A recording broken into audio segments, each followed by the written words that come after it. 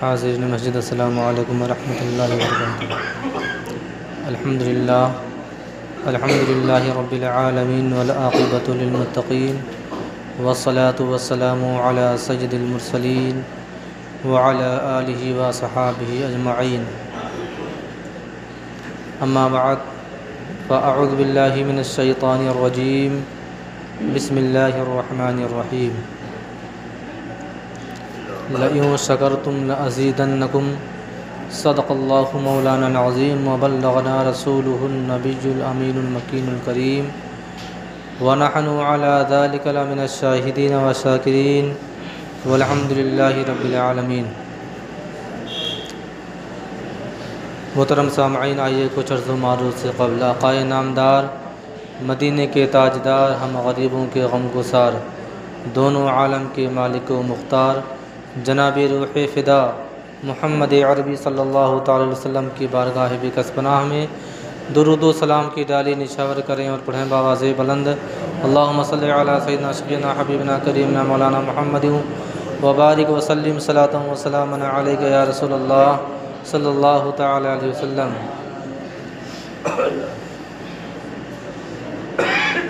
मोहतरम हज़रात, मैंने जिस आयत मुक़द्दसा की तिलावत का शरफ़ हासिल किया, अल्लाह रब्बुल इज़्ज़त इरशाद फरमाता है, लइन शकरतुम लअज़ीदन्नकुम, यानी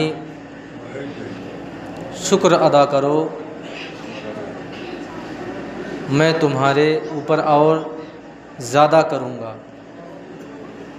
यानी अल्लाह तबारक व तआला अपने बंदों से गोया ये कहना चाहता है, ऐ मेरे बंदे, तू मेरा शुक्रिया जिस चीज़ के बारे में करेगा, जिस नेमत का शुक्र तू अदा करेगा, मैं उस नेमत में और इजाफ़ा करूँगा। मोहतरम सामईन, अल्लाह तबारक व तआला ने हज़ारों करोड़ों लाखों बेशुमार नेमतें अपने बंदों को अता कर रखी हैं, लेकिन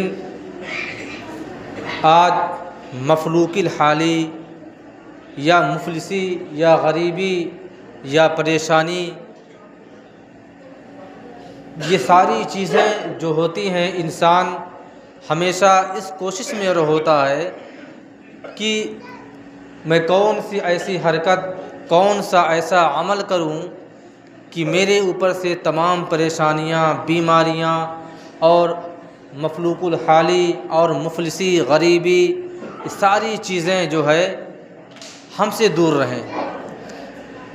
अल्लाह तबारक व तआला ने सबसे आसान तरीक़ा बताया है। दूसरी जगह तो अल्लाह तबारक व तआला ने ये फरमाया, इन्नल्लाह मअस साबिरीन, कि सब्र करने वालों के साथ अल्लाह है। दूसरा, लइन शकरतुम लअज़ीदन्नकुम, यानी शुक्र अदा करो अल्लाह तुम्हें और ज़्यादा अता करेगा। अब सब्र करना मुश्किल है, लेकिन शुक्र अदा करना बहुत आसान है। अक्सर आदमी, अक्सर इंसान सब्र कर लेता है जो मुश्किल है, लेकिन शुक्र अदा नहीं करता जो सबसे आसान है। शुक्र अदा करने के अल्फाज जो हैं बहुत अलग अलग तरीक़े से हैं। कोई कहता अल्लाह का शुक्र है, कोई कहता अल्हम्दुलिल्लाह, कोई अल्हम्दुलिल्लाह रब्बिल आलमीन, कोई कहता अल्लाह का फ़ज़ल है, कोई कहता अल्लाह का करम है। हर तरीक़े से अल्लाह का शुक्र अदा किया जा सकता है, सबसे आसान है। लेकिन अक्सर लोग अल्लाह तबारक व तआला का शुक्र अदा नहीं करते। एक ज़माने में कोई बुज़ुर्ग थे, उनके सामने से एक शख्स गुज़रा और कहने लगा, हुज़ूर, मैंने इरादा किया है कि अल्लाह की आज जितनी नेमतें अल्लाह तबारक व तआला ने मुझे दी हैं, सारे नेमतों का मैं आज शुक्र अदा करूँगा। अल्लाह वाले ने कहा, वो कैसे? भला अल्लाह की दी हुई नेमत का शुक्र तुम कैसे अदा करोगे? अल्लाह की नेमत का शुक्र, अल्लाह की नेमत का कोई शुमार भी नहीं कर सकता। अल्लाह तबारक व तआला ने हमारे जिस्म में जितनी नेमतें दी हैं, हमारे ख़ुद अपने अकेले जिस्म में जितनी नेमतें दी हैं, हम उसका शुमार नहीं कर सकते, नहीं कर पाएंगे शुमार। उस शख्स ने दावा कर दिया एक बुज़ुर्ग के सामने कि मैं अल्लाह की दी हुई नेमतों का, हर नेमत का शुक्र अदा करूँगा।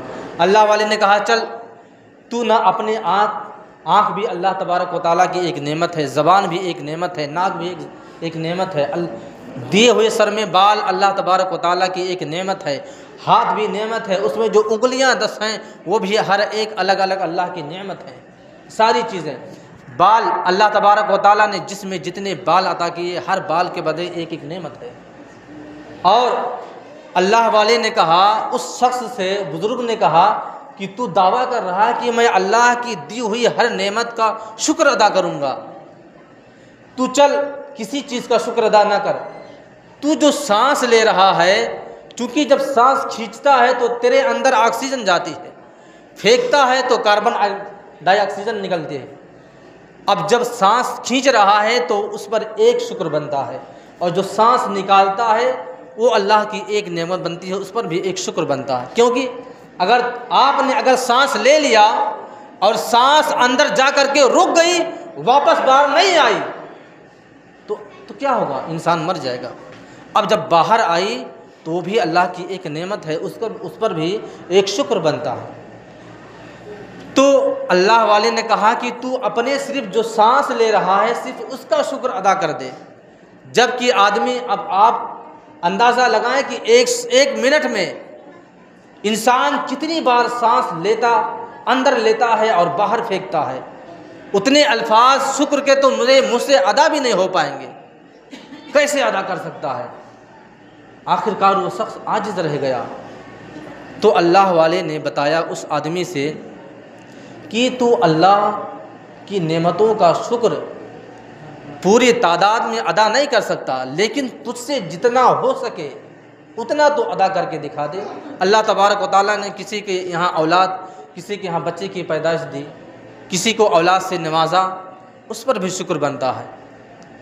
एक शेख सादी जो फ़ारसी के बहुत बड़े इमाम गुज़रे हैं, शेख सादी रहमतुल्लाह अलैह, वो कह रहे हैं कि उनका बताने का मकसद ये है कि वो कह रहे हैं कि मैं एक किसी सफ़र पे था अपने, मैंने देखा कि एक बादशाह है जिसके ऊपर सोने का ताज, जिसके सर पर सोने का ताज रखा हुआ है, और लाखों ग़ुलाम उसके साथ चल रहे हैं, लेकिन उसकी ज़बान पर अल्लाह का शुक्र, अल्लाह का ज़िक्र जारी था। दोनों जारी है, अल्लाह का शुक्र भी, अल्लाह का ज़िक्र भी जारी है। अपनी उन नेमतों पर अल्लाह का शुक्र अदा कर रहा था। फिर वो शेख सादी अलैहिर्रहमा फरमाते हैं कि मैं चंद सालों के बाद फिर एक किसी जंगल से गुज़र रहा था, मैंने देखा कि मफलूकुल हाली में, गरीबी और मुफलिसी में, भूखे और प्यासे ज़मीन पर बेहिस पड़ा हुआ है, और अभी भी उसके ज़बान से अल्लाह का शुक्र और अल्लाह का ज़िक्र जारी है। मैंने उससे सवाल किया कि तेरे साथ जब ग़ुलाम थे, तेरे पास जब सोना चांदी था, तेरे पास जब सल्तनत थी, तब तो तू अल्लाह का ज़िक्र कर रहा था, मेरे समझ में आ रहा था, लेकिन आज तो तेरे पास पहनने के लिए कपड़ा भी मौजूद नहीं है, पीने के लिए पानी मौजूद नहीं है, खाने के लिए तेरे पास खाना मौजूद नहीं है, फिर भी तू अल्लाह तबारक व तआला का शुक्र क्यों अदा कर रहा है? कहा कल मैं अल्लाह तबारक व तआला की अता से उसका शुक्र अदा कर रहा था, और आज उसकी रज़ा से उसका शुक्र अदा कर रहा हूँ।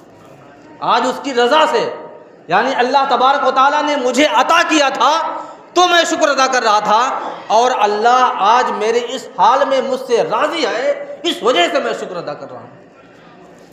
बताने का मकसद ये है, हमारे ऊपर लाजिम बनता है, हमारे लिए ज़रूरी है कि हम कुरान शरीफ की उस आयत पर अमल करें जिसको अल्लाह तबारक व तआला ने बाकायदा फरमाया, लइन शकरतुम लअज़ीदन्नकुम, अगर तुम शुक्र अदा करोगे तो तुम्हें और भी ज़्यादा मैं अता करूँगा।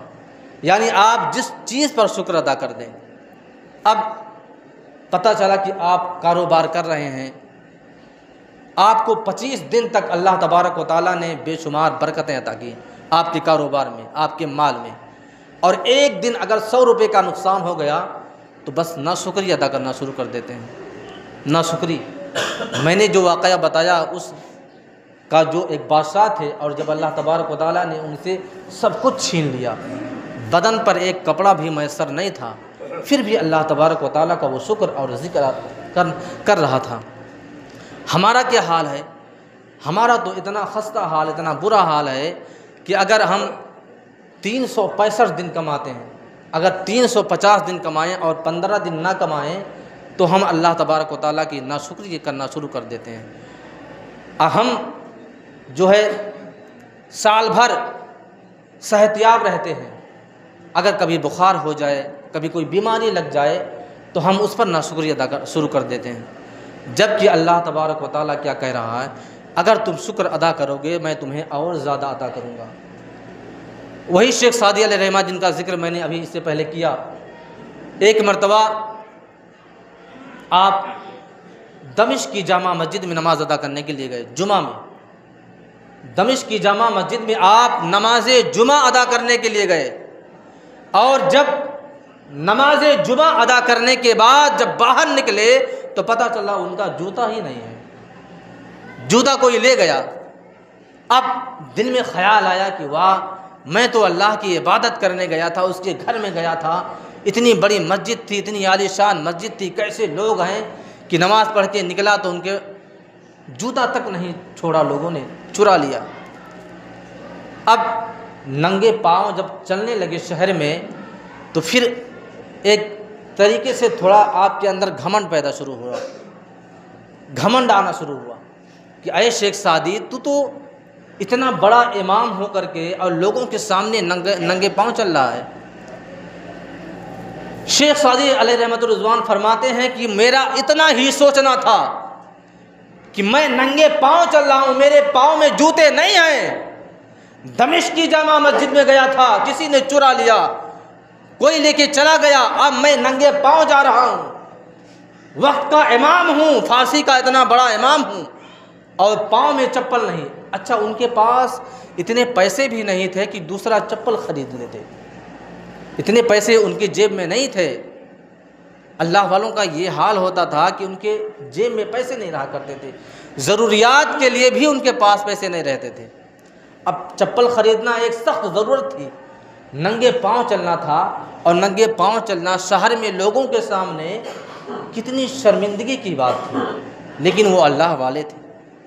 शेख सादी अलैहिर्रहमा फरमाते हैं कि मुझे शर्म महसूस होने लगी, मेरे ज़बान पे अल्लाह की नाशुक्री निकलने वाली थी कि मेरी नज़र एक ऐसे शख्स पर पड़ी कि जिसके जिस्म पर पाँव ही नहीं थे, घसीट कर चल रहा था।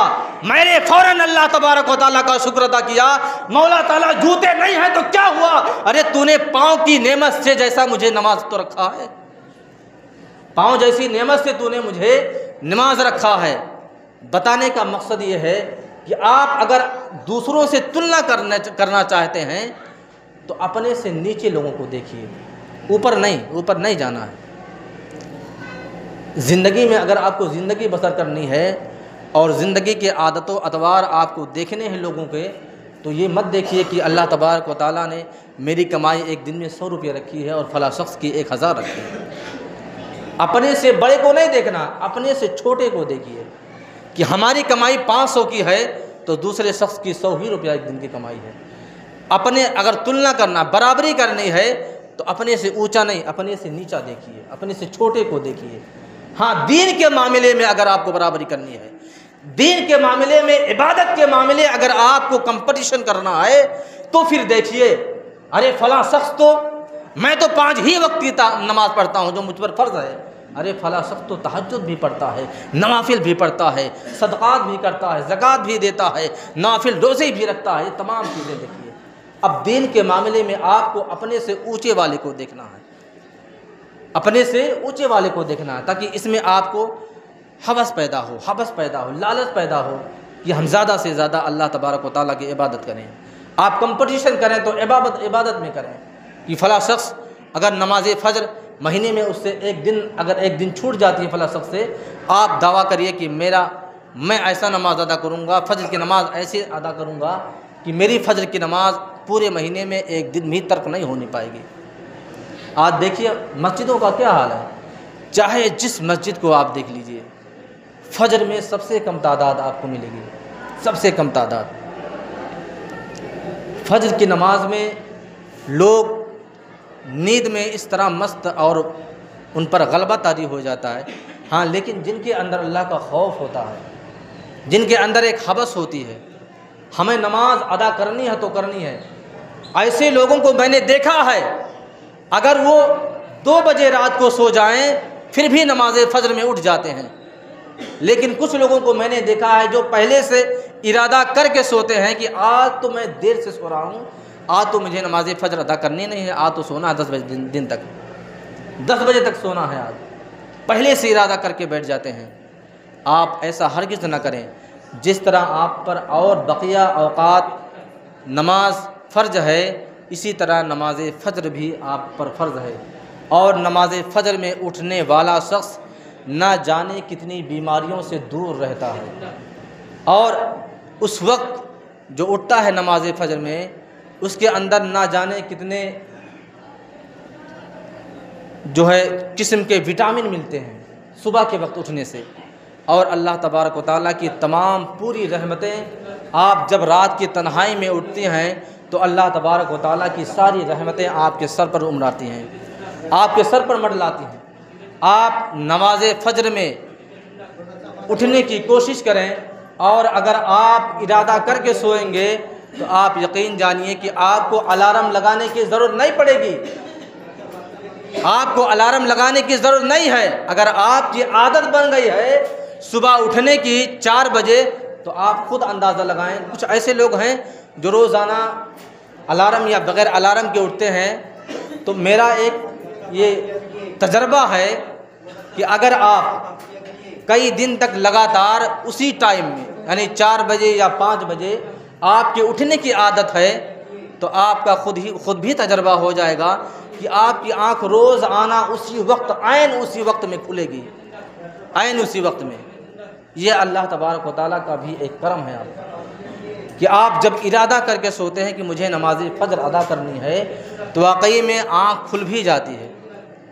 अब मुअज़्ज़िन नमाज फ़जर में अज़ान जमात से आधी घंटा पहले देता है, लेकिन आपको अंदाज़ा होगा कि अक्सर मुअज़्ज़िन से, अक्सर व बेशतर मुअज़्ज़िन से ये नहीं होता कि कभी अज़ान देने में देर हो जाए। ठीक उसी वक्त अगर 5 बजे अज़ान देना शुरू किया है तो रोज़ आना 5 ही बजे अज़ान देता है। ऐसा नहीं 5:02 हो जाए, 5:03 हो जाए, ये आज आँख देर से खुली नहीं, अक्सर व बेशतर उससे अज़ान ठीक वक्त पे होता है। बताने का मकसद ये है कि अगर आप ज़िंदगी में अपने ज़िंदगी के चलने का, जीने का एक मामूल बना लेंगे कि अल्लाह तबारक व तआला की इबादत इस तरह करनी है, अल्लाह तबारक व तआला का शुक्र इस तरह अदा करना है, तो आप हमेशा इस ज़िंदगी में भी खुशहाल रहेंगे।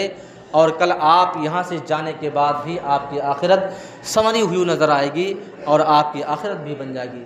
अल्लाह तबारक व तआला की बारगाह में दुआ है कि रब तबारक व तआला हम तमामी मुसलमानों को नेक बनाए, एक बनाए, सिरात मुस्तकीम पर चलने की तौफ़ीक़ व रफ़ीक़ अता फ़रमाए। व आख़िरु दअवाना अनिल हम्दुलिल्लाहि रब्बिल आलमीन। अस्सलामु अलैकुम। जो हज़रात सुन्नत अदा ना की हों, सुन्नत अदा कर लें।